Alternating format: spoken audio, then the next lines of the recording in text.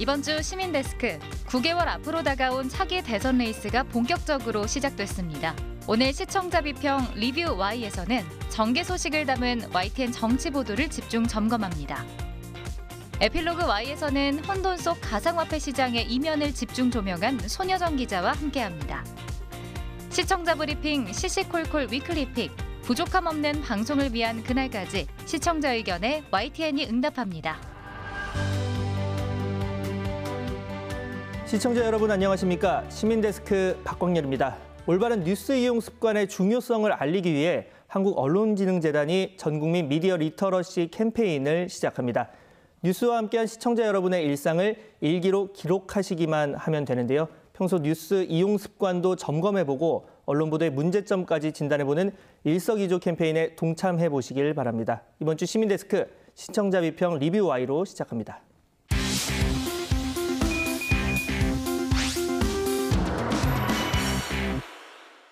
네, 오늘 함께해 주실 분들 소개해드립니다. 이해수 시청자평가원, 중앙대 미디어 커뮤니케이션 학부 김수정 강사, 그리고 신웅진 YTN 시청자센터 에디터 나와주셨습니다. 세 분 어서 오세요. 네, 안녕하세요. 자, 이번 주 평가원님이 발제해 주신 주제부터 들어보겠습니다. 오늘은 어떤 내용 살펴볼까요? 네, 차기 대선 레이스를 앞두고 정치권 이슈가 점점 더 뜨겁게 달아오르고 있습니다. 유력 후보자들이 당내 경선에서 당선하기 위해 청년 표심을 공략하기 위해 등등의 이유로 열띤 유세전을 펼치고 있는데요. 이와 관련된 YTN의 정치 보도를 살펴보고자 합니다. 네.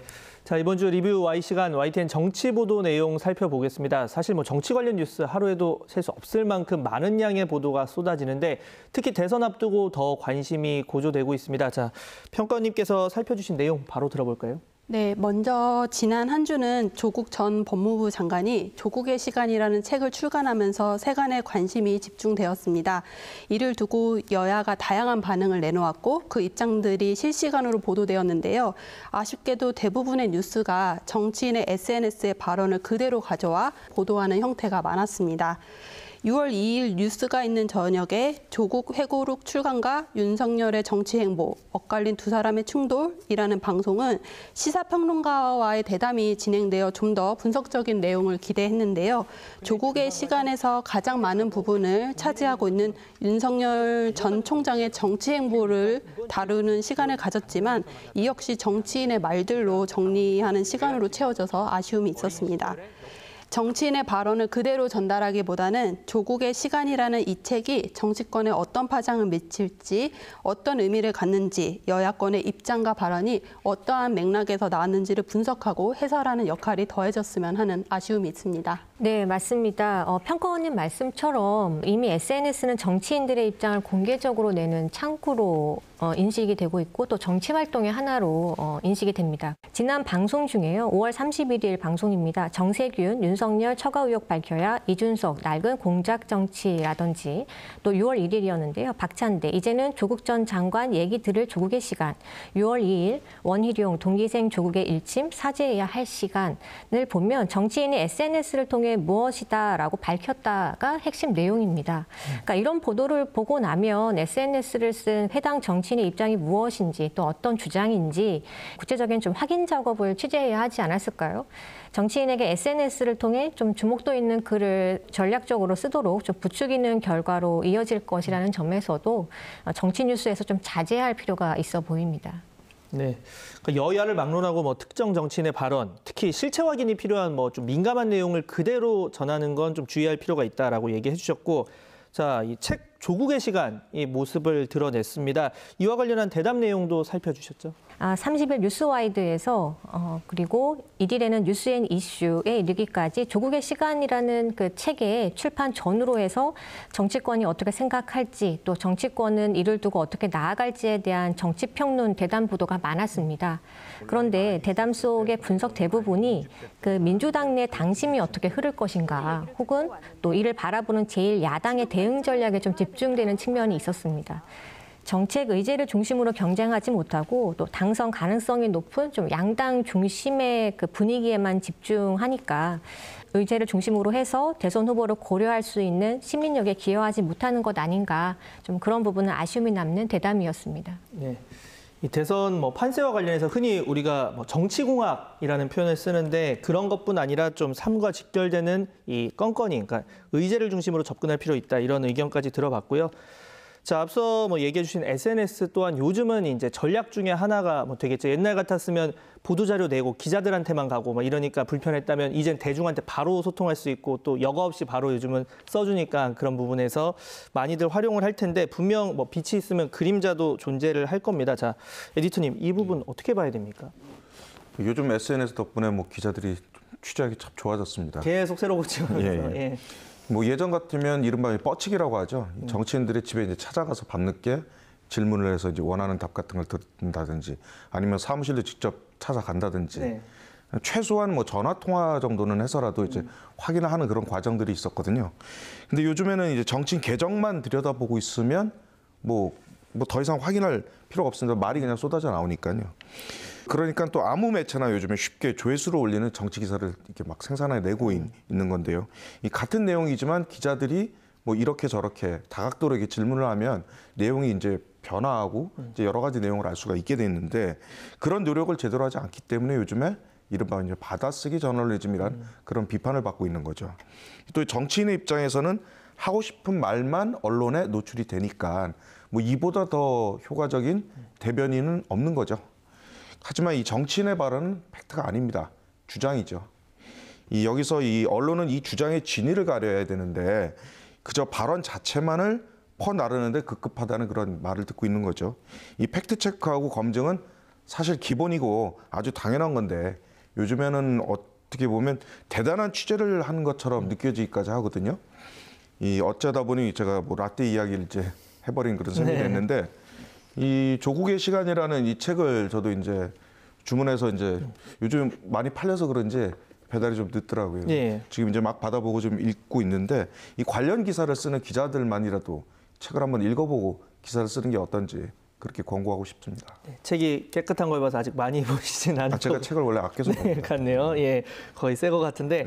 자, 물론 예전에는 이제 신문이나 방송만 있었다면 요즘 온라인도 워낙 많고 하다 보니까 그리고 요즘은 취재하려고 전화를 하면 SNS 보세요 이렇게 하는 경우도 있더라고요. 자, 이런 부분에 분명히 명암이 있다 보니까 좀 주의를 많이 해야 될 것 같다. 팩트 확인 중요성 얘기해 주셨고.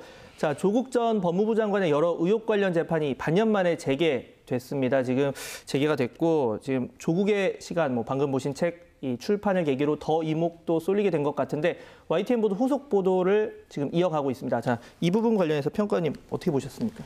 6월 2일 무차별 보도 진실 확인 노력 조국 언론사 소송 본격화. 6월 5일 조국 재판 반년 만에 재개. 조국 부부 함께 법정에 설 듯입니다.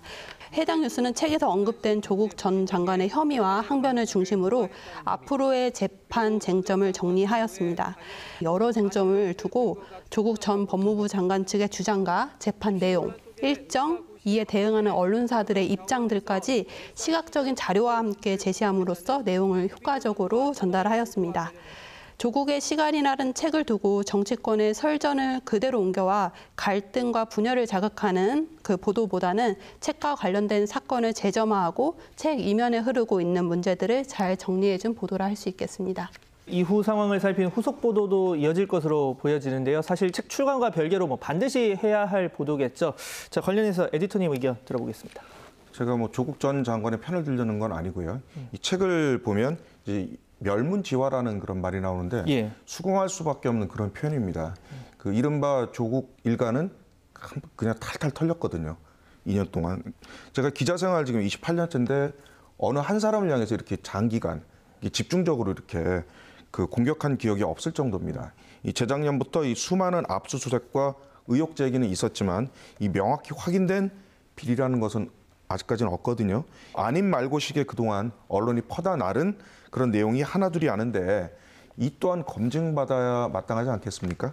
이 기사를 통해서 문제를 제기하고 법원에서 결국 이 조 전 장관의 잘못을 입증한다면 언론은 그야말로 제 역할을 한 것입니다. 하지만 그것이 오보였다면 이 언론사는 그 마땅히 그 책임을 지는 것이 옳은 거겠죠. 이 YTN도 그동안 정말 많은 기사를 썼는데 그동안 제대로 된 방향으로 갔는지에 대해서는 좀 생각을 해봐야 할 것 같습니다. 네. 자, 주제를 좀 바꿔봐서 다음으로 2030 세대를 겨냥한 정계 움직임이 아주 눈에 띈 지난 한 주였습니다. 앞으로도 표심을 잡기 위한 행보가 이어질 것으로 보이는데요. 관련한 내용 전한 YTN 이 보도 살펴보겠습니다. 자, 박사님 어떻게 보셨습니까? 네, 지금 정치 뉴스에서 주목할 부분은 캐스팅 보토로 떠오른 2030 세대에게 기득권을 가진 정당들이 제대로 매력을 보여주고 있느냐가 굉장히 중요한 이슈라고 생각합니다. 네. 국민의힘 이준석 후보가 그 36세라는 상대적으로 젊은 연령으로 당 대표 경선에 나섰잖아요. 특히 예비 경선에서 1위를 차지했던 탓에 이에 대한 분석 보도가 이어졌는데요.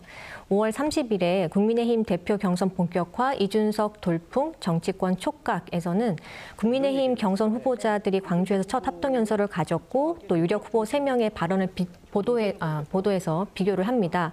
특히 이준석 후보를 통해 정치 변혁 열망이 비춰지고 있다는 언급을 해주고 있는데 여전히 그 지역을 근간으로 한 당원 표심은 그대로 드러날 것이다라는 언급이 많습니다.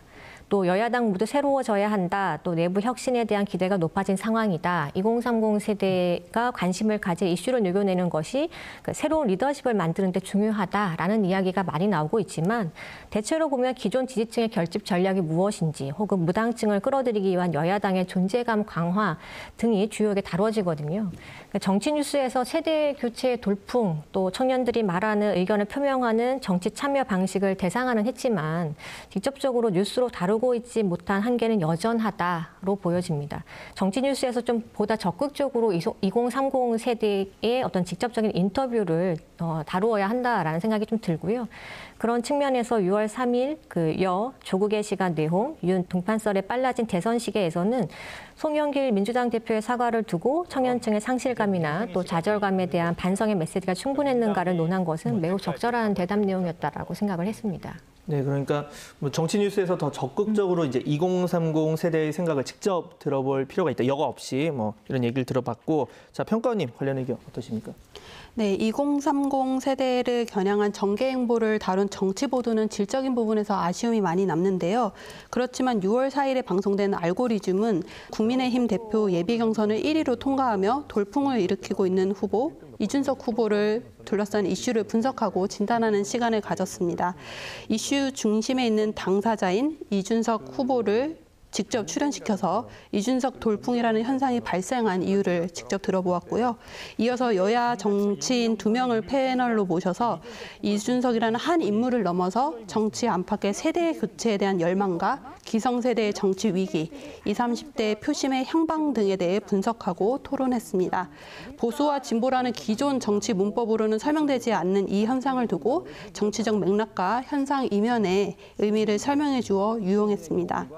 앞으로도 YTN이 단순 정책 비교를 넘어서서 정치 분야의 기획기사, 심층 취재, 시사 프로그램을 확대해 주기를 기대하겠습니다. 네. 이 캐스팅 보터로 떠오른 2030 세대에 대해서 정치권 관심이 늘어났듯이 또 젊은 층 역시 과거에 비해서 정치권에 대한 관심도가 높아진 게 사실입니다. 이 단순 관심에서 끝나지 않고 더 나은 사회 만드는 동력이 되도록 언론의 제대로 된 역할이 절실할 텐데요. 자, 에디터님 어떻습니까? 이 젊은 층이 뭐 전통적으로 정치에 관심이 낮다고 하지 않습니까? 투표율이 그렇게 이제 말을 일단 해주고 있습니다. 네. 그렇다 보니까 이 뉴스, 특히 정치 뉴스가 이 청년들의 이슈에 대해서 좀 소홀했던 것이 좀 사실입니다. 이 언론은 언제나 왜라는 질문을 해야 되는데 왜 젊은 층들이 관심을 정치에 갖게 됐느냐? 일단 기성 정치인들에 대한 반감, 그리고 취업난, 그리고 폭등한 부동산에 대한 이 박탈감 같은 것들을 이제 흔히 이제 예로 이제 거론하고 있거든요. 네. 이렇게 뭐 젊은 세대에 공감하는 언론사들의 기사, 하지만 그저 형식적인 성의 표시에 불과한 그런 경우가 많습니다. 이 관련해서 꾸준히 기획물을 내보내거나 아니면 뭐 심층 취재를 하는 언론사가 아마 딱히 떠오르지는 않으실 거예요. 결국 젊은 세대들이 이런 문제들을 스스로 해결하기 위해서 움직이고 있는 그 과정에서 이준석 바람이 분 것이라고 봐야 할 것 같은데요. 따라서 앞으로 이 분야에서 이런 분야 외에도 정치 말고도 각 분야에서 다양한 요구가 쏟아질 텐데 언론은 여기에 마땅히 응해야 합니다. 그렇기 때문에 기사의 트렌드도 조금씩 바뀌지 않을까 그렇게 기대를 해보고 있습니다. 네. 자, 마지막으로 오늘 대화 내용 정리해 보겠습니다. 이것만은 꼭 명심할 수 있도록 한 줄로 요약해 주신다면요. 먼저 평가원님. 네, 정치인의 말을 받아쓰기만 하는 따옴표 저널리즘, 이제는 물음표로 시작되어야 라고 정리를 해보겠습니다. 네. 관련 인물을 직접 취재하고 쟁점의 원인을 묻고 역사적 맥락을 입체적으로 살피고 비판적으로 분석하는 작업이 수행되어야 하겠습니다. 그럴 때 따옴표 저널리즘식 정치기사의 고루한 문법을 탈피할 수 있을 거라고 생각됩니다. 네, 비판적 분석 작업이 필요하다. 자, 박사님 의견은요? 합리적 정책 대결 보도가 현명한 유권자 이끈다. 언론이 정치인에 대한 정보를 흥미 위주로 단순하게 전달해서는 유권자의 현명한 판단에 도움을 줄 수 없습니다. 가십 보도는 줄이고 또 인물과 능력을 검증할 수 있는 정확하고 구체적인 정보 전달을 고민해야 하겠습니다. 네. 제가 옆에 계신 에디터님처럼 28년까지는 전혀 안 됐는데 저 기자 생활 시작할 때도 이 얘기가 항상 나왔어요. 정책 위주로 가야 된다. 선거 때마다 참 얘기가 반복해서 나오는데 지켜지지 않는 것 같은데 이번엔 좀 달라지기 위해서 저희부터 노력을 하도록 하겠습니다. 자, 이렇게 오늘 나눌 충실한 대화 내용 잘 유념해서 YTN 보도 개선에 앞장서도록 하겠습니다. 네, 세 분 오늘 말씀 감사합니다. 감사합니다. 감사합니다.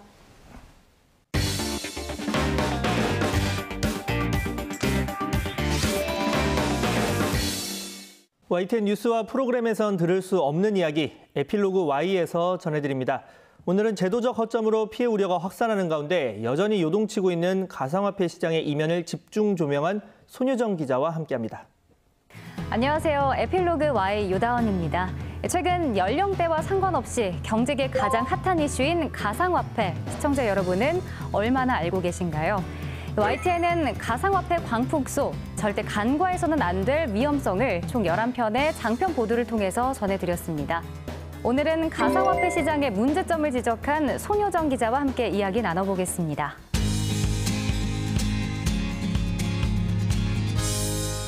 네, 기자님 안녕하세요. 안녕하세요. 네, 반갑습니다. 자, 먼저 축하할 일이 있다고 제가 들었거든요. 지난달에 이 총 11편의 가상화폐 관련 보도를 통해서 이달의 방송 기자상을 수상하셨다고 들었습니다. 먼저 축하드리고요. 감사합니다. 네, 어떠셨어요? 분명 좀 고생을 많이 하셨을 것 같은데 좀 기분 어떠셨어요? 일단은 되게 운 좋게 큰 상을 받게 돼서 너무 네. 영광이었고 선배들이 많이 도와주신 덕분에 이런 결과를 얻지 않았나 생각을 했습니다. 선배들에게 공을 돌리는 그런 후배 모습인 것 같습니다. 오늘 본격적인 이야기를 해보기 전에 사실 가상화폐가 요즘에 정말 남녀노소 다 관심 있는 분야기도 하고 가상화폐 광풍이라고도 하잖아요. 정말 알기 쉽게 좀 설명을 해주신다면요? 약간 부담스러운데 네. 사실 가상화폐라는 그 개념이 좀 아직 생소하신 분들이 많을 것 같아요. 네. 저희 이제 화폐라고 생각하면 좀 쉬운데 보통 이제 그 1,000원짜리 뭐 지폐 이런 것도 저희 한국은행에서 발행이 되고 대부분의 나라도 정부나 중앙은행에서 하는 건데 네. 대신 이 가상화폐는 개인이 발행하는 거거든요. 네. 그래서 이 개인이 자발적인 신뢰 시스템을 가지고 개발하는 거 이런 가상화폐라는 개념이 2009년 비트코인부터 이제 도입이 되면서 많이 지금 이용이 되고 활용이 되고 있습니다. 이번에 보니까 11편으로 정말 많이 보도가 됐습니다. 이렇게 장편으로 만든 이유가 있었나요? 처음에 기획하고 이제 발제를 했을 때만 해도 이렇게 11편까지 만들어질 줄은 몰랐거든요. 처음에는 이제 가상화폐가 거래되는 거래소에 이런 문제가 있다더라 발제를 했는데 저희 사회부장이나 아니면 선배들이 좀 더 키워보면 어떻겠냐 해서 더 취재를 하다 보니까 이제 늘어나게 됐습니다. 이번에 보니까 사실 11편이기 때문에 조금 정리를 큰 갈래로 해주신다면 어떻게 해볼 수 있을까요? 크게는 3가지로 나눌 수 있을 것 같아요. 네. 먼저 이제 그 거래소의 취약점, 거래소가 출금이 안 된다던가 아니면 이제 해킹에 취약한 지점을 짚었고 두 번째는 그 코인이라고도 하는데 네. 가상화폐의 가격을 마음대로 조작하는 세력 때문에 이 투자자들이 피해를 보고 있다 이런 내용입니다. 네. 다단계 사기는 이제 중장년층 대상으로 코인 투자를 하게 되면 큰 돈을 벌 수 있다 하면서 이런 사기 행태가 많다 이런 문제점을 지적했습니다. 네, 이걸 통해서 혹시 시청자분들께 전달해드리고 싶은 메시지가 혹시 있었나요?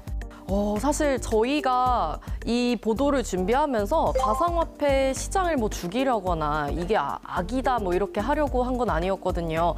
대신 이제 투자자들이 점점 늘어나고 있는 상황에서 이러이러한 위험한 부분이 있으니까 네. 이제 투자를 하실 때 유의를 하셨으면 좋겠다는 마음으로 보도를 좀 준비했습니다. 피해자들을 많이 만나는 방식으로 취재를 하셨더라고요. 근데 좀 걱정이 됐던 게 피해자의 그런 이야기 말고도 사실 거래소 측은 뭐 연락이 안 되는 경우도 있었을 거고 한데 사실관계 확인하는 데는 어려움이 없으셨어요? 이제 거래소라는 곳이 명확하게 거래소라는 곳으로 등록을 해서 운영되는 게 아니라 굉장히 영세한 것도 많거든요. 그래서 저희가 그쪽의 의견을 들어보기 위해서 직접 찾아가는 것도 많았고 거래소에 직접 예, 찾아가시고 그 거래소 사무실에 직접 네네. 찾아가고 또 이제 연락할 수 있는 모든 수단을 좀 강구를 해가지고 연락을 취해서 입장을 들으려고 노력을 했습니다. 그럼 피해자들은 어떻게 접촉을 하게 되신 거예요? 처음에는 저희가 이제 투자자들 카페나 투자자들 이렇게 모여 있는 커뮤니티에서 직접 연락을 취했어요. 그래서 네. 이제 보도가 이어지면서 직접 비슷한 피해를 당했다고 연락을 주시는 분들도 많았습니다. 사실 가상화폐가 지금 이슈가 되고 있긴 하지만 뭐 한 가지로 이거다 이렇게 정의 내리기는 쉽지가 않은 상태입니다. 뭐 개인적으로도 공부 많이 하셨어요? 어떠셨어요? 네, 사실 저도 처음에 코인 투자를 하면서 취재를 시작한 건데 나중엔 정말 꼴도 보기 싫더라고요. 너무 많이 가가지고. 네, 그러니까 되게 이 그래프 그만 보고 싶고 네. 도대체 이게 뭐길래 이 허상의 세계가 뭐길래 되게 하나하나씩 전문적인 이야기도 많다 보니까 그럼 이런 힘든 부분이나 어려운 용어가 많다고 하셨잖아요. 이런 거를 좀 알아듣기 쉽게 시청자분들께 전달해 드려야 되는데 이런 부분은 어떻게 좀 해결을 하셨어요? 그러니까 저희도 그게 특히나 저희가 방송 뉴스잖아요. 네. 그래서 명확한 그림이나 이제 실제 현장이 없으면 전달하기 어렵고 또 이제 시청자분들이 되게 체감하기 어려울 것 같다는 고민 되게 많이 했습니다. 그래서 대신 저희가 뭐 거래소 사무실이라든지 아니면 다단계 뭐 현장 설명회라든지 이런 네. 현장을 많이 찾아가서 그걸 직접 보여주는 방식으로 좀 대신 현장성을 높이려고 노력을 했습니다. 그럼 그렇게 들어가서 취재를 해오면 사실 좀 그쪽과 마찰이 있을 수도 있을 것 같은데 그런 부분은 없으셨어요? 그러니까 몇 시간 동안 계속 그 가상화폐 거래소 사무실에서 기다리는 건 좀 기본이었고요. 우연찮게 직원을 만나더라도 일단은 이제 오시면 이제 뭐 신고하겠다, 경찰에 이제 바로 전화를 하겠다 이런 식으로 좀 말씀을 하셔서 네. 그대로 그냥 철수하는 경우도 좀 있었고요. 또 김우준 선배 같은 경우에는 다단계 그 사기 현장 직접 가시면서 결국에는 이제 그 업체 대표와도 좀 만나셨다고 하더라고요. 그래서 보도를 하지 않는 대신에 네. 좋은 정보를 알려주겠다 이런 회유의 어떻게 그런 약간 시도도 딜 아닌가요? 그렇죠. 네. 그런 것도 있었다고 말씀을 하시더라고요. 그래서 자칫 잘못하면 저희가 보도하지 못하고 그럴 수 있는 그런 상황도 좀 몇 번 있었던 것 같습니다. 네, 이번에 가장 큰 문제로 지적을 해주셨던 게 바로 그 제도적으로 보호를 받지 못한다는 부분이었거든요. 가상화폐 시장을 취재하면서 정말 가장 큰 문제라고 생각을 했던 거는 일단은 정부도 이게 금융자산인지 화폐인지 이런 명확한 잣대를 좀 들이대지 않으면서 이거를 관리하고 또 감시할 정부 부처가 되게 경계가 흐릿하더라고요. 가장 먼저 가상화폐에 대한 성격이 규정이 돼야 될 것 같습니다. 그럼 지금 관련된 뭐 그런 법이나 제도 같은 건 따로 있지 않는 상황인 거죠? 암거래, 그 어두운 거래를 막기 위해서 특정금융정보법이라는 게 9월부터 시행이 되긴 하는데요.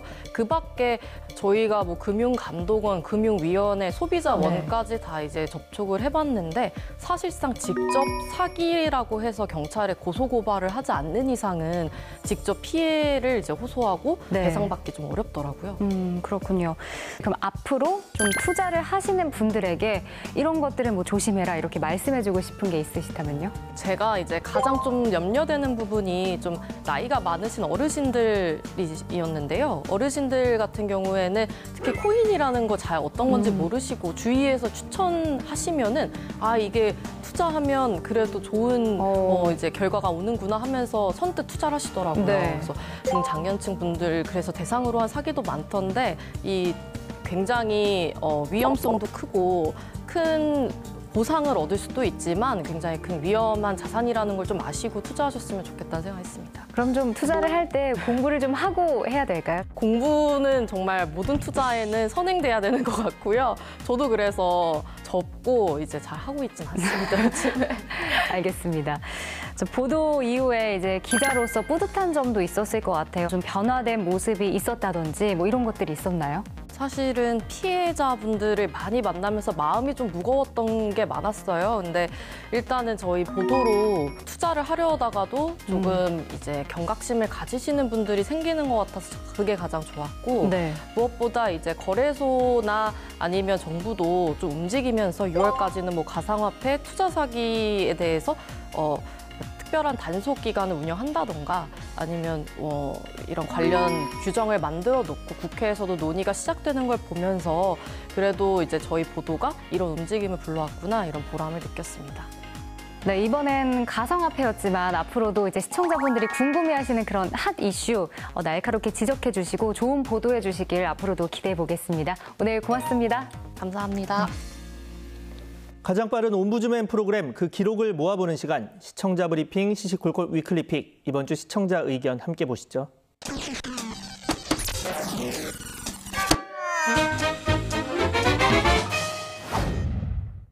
기사에 붙은 댓글은 때론 엉뚱하지만 생각해볼 만한 아이디어를 주기도 합니다. 인터넷에서 많이 본 YTN 기사 댓글을 살펴보겠습니다. 최근 고심이 깊어지고 있는 미국 음악 산업계에서 BTS는 이제 인기 있는 현상을 넘어 음악 산업의 새로운 모델이 되고 있습니다. 세계 팝 음악 시장의 주류가 된 BTS의 성공 요인을 분석한 리포트입니다. 평소에도 자주 볼 수 있는 군대를 면제해줘야 한다는 주장에 이어 독도 경비대에서 근무시켜라. 꼭 독도에서 군 복무해라. 그게 애국이다. 올림픽을 앞둔 일본의 도발 때문인지 독도를 방문해달라. 뮤직비디오를 찍어보자. 독도는 우리 땅을 불러달라는 등의 요구가 이어졌습니다. 꾸준히 문제가 제기됐던 대통령 연령 제한이 정치권의 청년 열풍과 함께 다시 소환됐습니다. 대통령 출마 자격을 40세 이상으로 규정한 헌법을 고치자는 움직임을 전한 기사인데요. 정작 댓글은 대부분 40세 규정을 낮출 필요가 없다며 손봐야 할 곳은 따로 있다는 의견이 많습니다. 정치인 공직자들 연령 제한 둬야됨 65세까지로 하한선 40세 있으니 상한선 60세도 도입해야지. 몇 살로 정하느냐는 제각각이라도 상한선은 둬야 한다는 주장입니다. 평균 수명이 길어지면서 정년도 늘어나는 사회적 분위기지만 정치인들에게는 냉소적입니다. 흔히 기사 댓글은 악의적이거나 유치한 내용이 많습니다. 하지만 생각해 봐야 할 화두를 던지는 경우도 적지 않습니다. 댓글 자체는 물론 행간의 의미도 살펴보며 이를 어떻게 방송에 반영해야 하는지 계속 고민하겠습니다. 보이스피싱, 이른바 전화 금융 사기가 끊이지 않고 있는 가운데 돈 뭉치가 전달되는 장면을 목격한 공무원의 지혜로운 대처로 70대 어르신의 피해를 막았다는 YTN의 단독 보도가 있었습니다. YTN 모니터단도 경찰이 3분 만에 도착해서 수금책을 검거한 과정을 생생하게 전했다고 호평했습니다. 보이스피싱을 직감한 조 씨는 바로 경찰에 신고하며 돈을 건네받은 남성을 따라간 겁니다. 바로 불러 세워서 3분여 만에 현장에 도착한 경찰은 돈을 가지고 있던 20대 남성을 붙잡았습니다. 전화 금융 사기, 이른바 보이스피싱 수금책이었습니다. 댓글을 보면 공무원에 대한 칭찬이 이어졌습니다.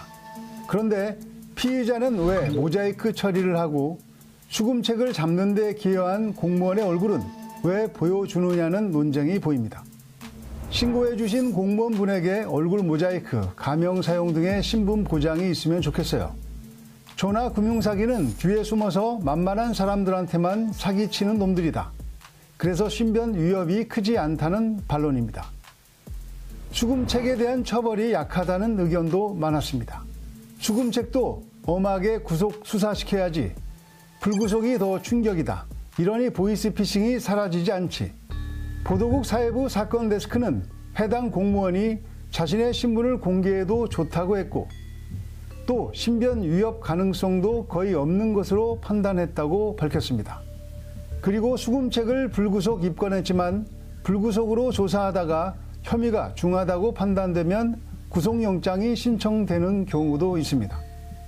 무엇보다 불구속이라고 하더라도 전과자는 될 수 있기 때문에 고수익 아르바이트가 어떤 일인지 꼼꼼하게 확인하는 것이 현명해 보입니다. 시민 의식이 돋보인 대처로 기분 좋은 뉴스를 봤다는 시청자를 대신해 공무원분께 감사드립니다. 시청자 브리핑 시시콜콜 마칩니다.